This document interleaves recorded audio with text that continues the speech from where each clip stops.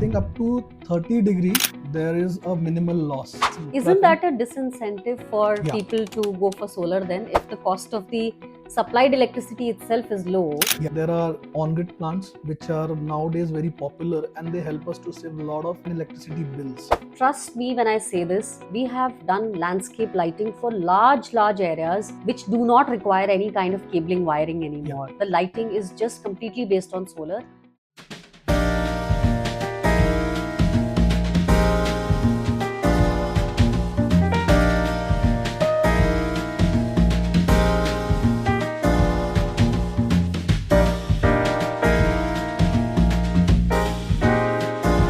One of the least celebrated products still in the market that I have seen is the solar pump. Yeah. I think a lot of people are not aware of the possibilities of solar pump. We have installed them on our sites and on a couple of other sites, and they work well. They are fully submersible options as well. So, can you tell me something about the types of solar pumps available, the kind of capacities, and some pros and cons? Actually, if we talk about solar pumps, when there is no electricity, when there we have a limitation that we cannot have electricity, then the option is only solar. And the types I'm talking about is there are two types. They have DC and AC pumps. So definitely there is a more output in case of DC pumps.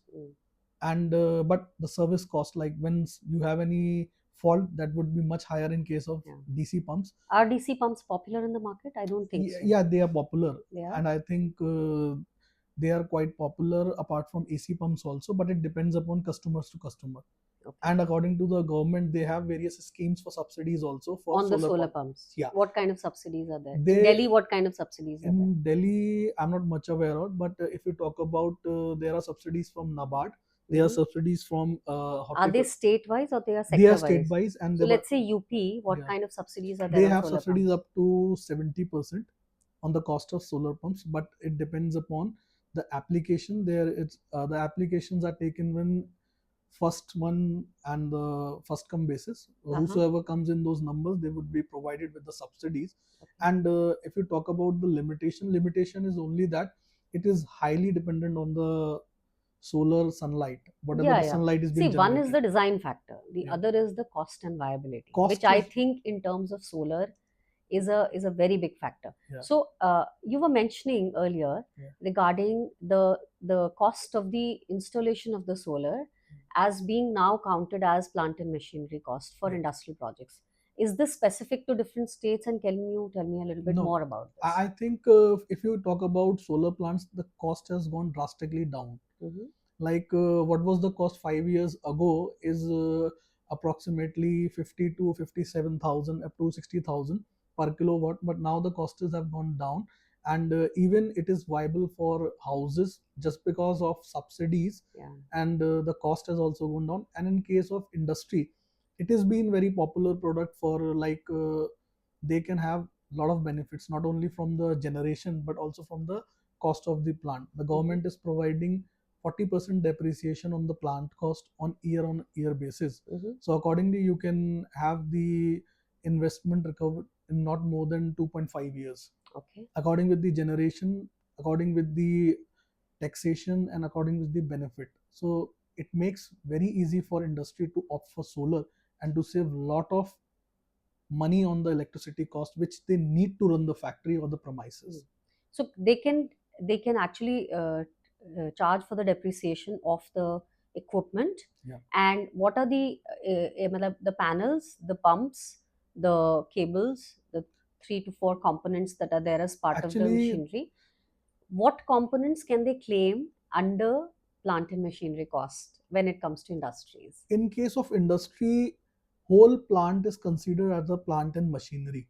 And we used to bill, or anybody who's having the bills in terms of plant and machinery, which is like the invoice value of solar plant, that is considered as a plant and machinery, and you can have depreciation on the plant value.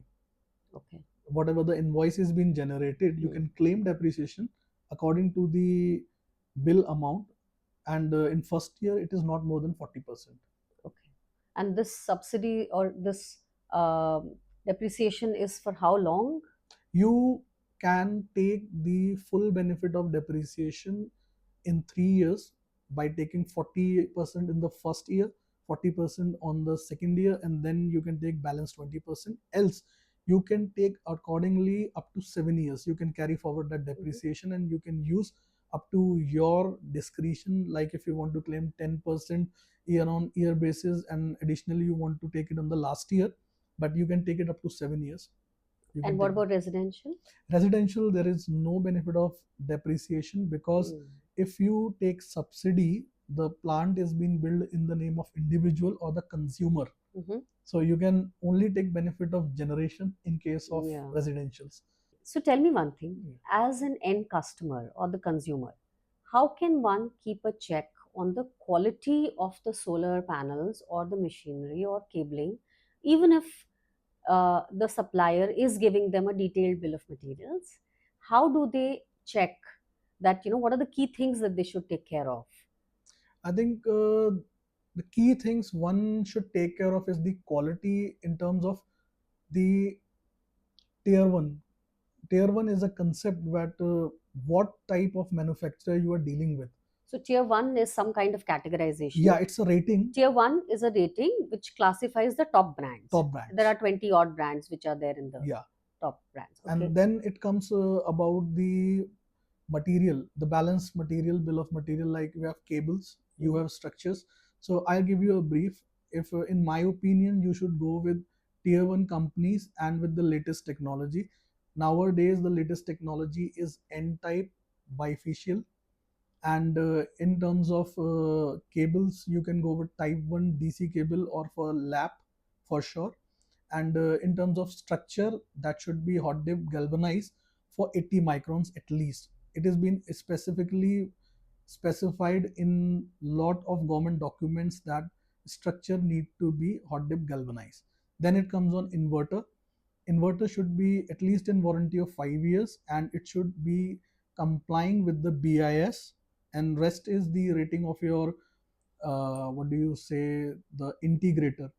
His past experience is a must, and you should check his old references. So before going to it, you have to do this work for the plant, and it is mandatory because you are making a lot of investment, and you should be aware of the technology and what the product you are getting to.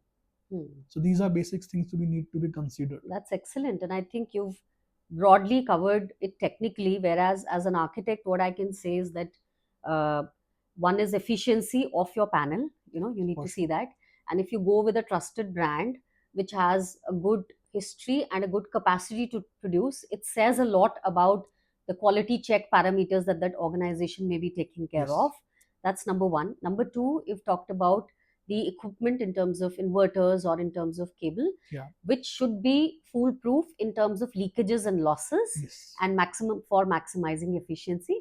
And the third thing that you've talked about is taking coverage in terms of the after sales service or a warranty, which will make sure that okay, the opex that the capex that you put today is sort of good and insured, but on day one whatever you're generating, after 5 years or after 7 years also, you are not paying more for maintenance. Right. So these are the three categories in which, from a design perspective, Yes. I think I think insurance is also a must product in case of residential, in case of industry, or in case of commercial.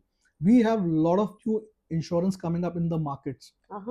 They even cover theft, they even cover fire, they even cover thunder and storms. And it's very common for me to say that a lot of people have saved a lot of money just by taking the insurance. And people say that they don't want to go for insurance because it would be an additional cost, and I must say that it is a very minimal cost. How expensive is it, if I say in terms of percentage of the total? I think it can hardly cover any percentage in terms of a megawatt plant, and if it is a plant capacity of 5 to 8 lakhs, the insurance cost might be not higher than 1500 to 2000 rupees. So what kind of risks do you think are there for solar? So you said thunderbolt and stuff, but which is occasional, right? May not happen. A lot of people have not noticed that poor installations have resulted. A lot of panels have been flown away in the wind, just in storms and thunderstorms. That's a very good point. The tying of the panel to the, so when the agency is installing, can they, what are the ways in which they can check whether the panel has been tied up properly or not? Actually, what happens whenever there is an installation, there is certain guarantee for wind pressure. Mm-hmm. Likewise, it is very common that people used to give warranty for 120 kilowatts of wind pressure would be sustainable to our plant. Mm-hmm. But many a times you never predict that the speed could be even going up to 200. But let's say, for example, you know, an incident of an andhi happens, Yeah, and a panel flows away, yeah, right? And the customer is then trying to chase the vendor that, boss, you've given a warranty for, this wind speed, yeah. but the wind speed has not been captured anywhere. No, it's been captured by the petrological department.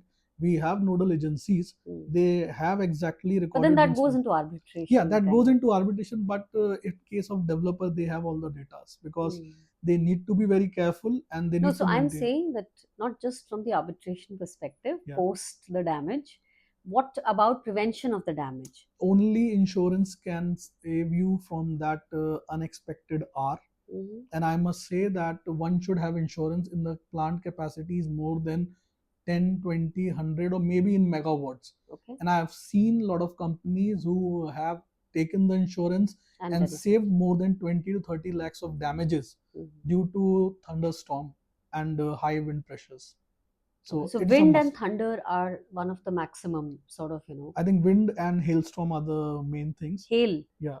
the panel cracks. Yeah, panel have cracks. Still, there is a specific data. Some parts it's been done, Mm. but still panel has a very toughened glass installed on it. Mm. It doesn't happen regularly, but we have seen that it has happened in one or two locations in Rajasthan.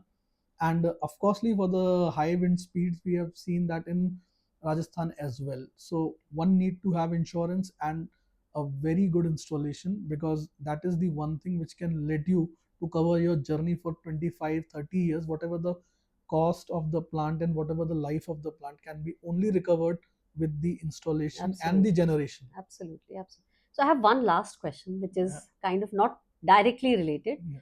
but these days in design, we're doing a lot of innovation on facade integration of solar panels. Yeah. So you must have seen there are a couple of buildings where, instead of the weather shades, and especially on the higher floors, one takes the solar panels on the south-facing facade. Yeah.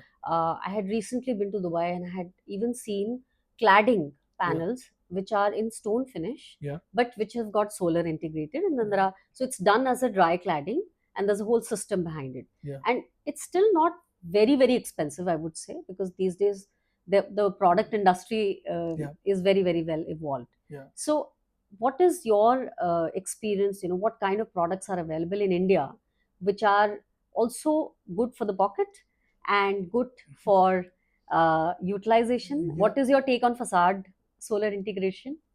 I think, in my opinion, I'm pretty sure it depends upon the generation for which is coming out of the solar panel. And last but not the least, we have solutions in many cases that panels have been used like a roof and they have been done waterproofing. Though those solutions are very commonly available, but in case of if you say that front mirrors, like where we have a old culture of putting glasses, we used to have solar panels in place of them. It depends up to customer, because I am for sure say that generation would be highly dependent upon the amount of sunlight. Are you aware of any specific products which are available in the market which are not the regular panels? A regular panel is a certain size, there's a certain way of installing. Of course, I can innovate with it. I can make a pergola, I can, Yeah. make Yes. we're doing a lot of parkings also, which have got Yeah. solar as the shading device as well. Sure. We do it on the rooftops, which are helping the tanks get, protected from. I'm not talking about those products. I'm talking about specific facade integrated, sort of products which are specific for the facade. No, at the moment there is a standardization process. Any company making any product, it has got a regularity. Like they will maintain a model which will have their specifications. And in case of facades, you need to consider those specifications. If those fit in your pocket and if those fit in your designs, you can go ahead with that, but Okay. not any specific So product. I would agree with you there. Probably the industry for solar integrated building products is still very nascent in India.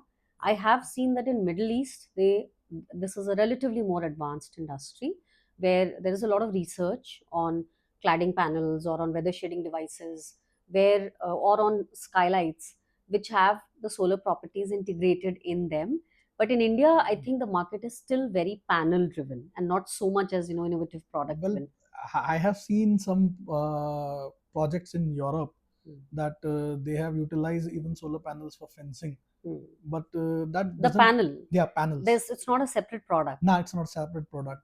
And in my opinion, certainly, if that product is cost friendly for them, definitely they can go with that. Yeah. But still, the end use of the panel is to generate electricity, Of because course, the efficiency has to be high, yeah, otherwise it defeats the purpose. yeah, because and the one thing which we are taking in consideration is the net zero, Yeah. like the carbon footprint. So if a panel is not able to generate for at least 3 years, Hmm. then is the time only where it got itself into net zero after that, because at least the panel should be working for 3 years. So, in conclusion, what are the key challenges that you see in future solar industry, solar power generation industry may face?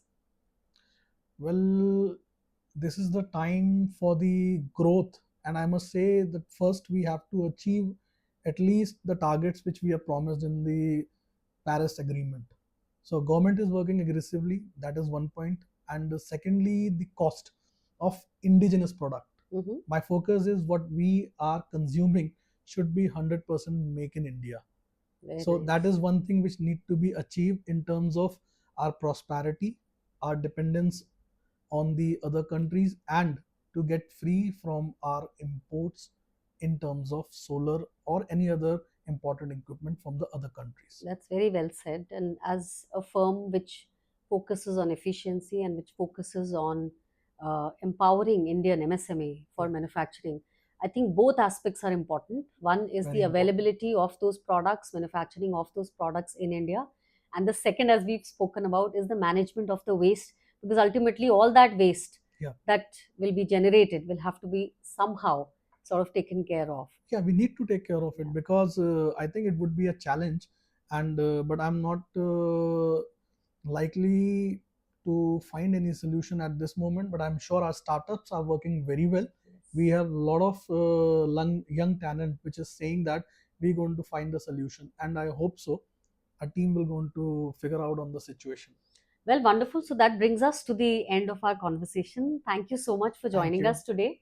Thank you, And we ma'am. hope that our listeners will be able to find a lot of value and understand the solar industry in depth, and some of their questions would have gotten answered. So, thanks a lot for joining me in my Thank podcast you. today, Design Journeys. Thanks a lot, Mr. Achin. Okay, bye Thank you, bye. ma'am.